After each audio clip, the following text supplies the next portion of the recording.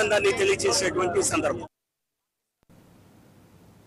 మన్యం జిల్లా పార్వతీపురంలో మినీ మహానాడు కార్యక్రమం నిర్వహించారు. ఈ కార్యక్రమంలో ఎమ్మెల్యే బోనెల విజయ్ చంద్ర పాల్గొన్నారు. మహానాడు అంటే టీడీపీ కుటుంబ సభ్యులందరికీ ఒక పండుగ లాంటిదని ఎమ్మెల్యే విజయ్ చంద్ర అన్నారు. మహనీయుడు ఎన్టీఆర్ స్థాపించిన టీడీపీ పార్టీ కార్యకర్తల సంక్షేమం కోసం ఎల్లప్పుడూ ఆలోచిస్తుందని వెల్లడించారు. కార్యకర్తలే టీడీపీకి బలమన్న ఆయన కార్యకర్తలు లేనిదే పార్టీ లేదని స్పష్టం చేశారు. ఇది పండుగ అంటే ముందు స్టార్ట్ చేయడం మేజర్ పండుగ మన కడపలో జరుగుతుంది. అయితే ఇంకా కొన్ని నియోజకవర్గాలు కార్యాచరణ చేయడానికన్నా ముందే తెలుగుదేశం జెండా కింద ఉండి కండువా వేసుకున్న ప్రతి ఒక్కరికి అది పెద్ద పండుగ కార్యకర్తకి మహానాడు.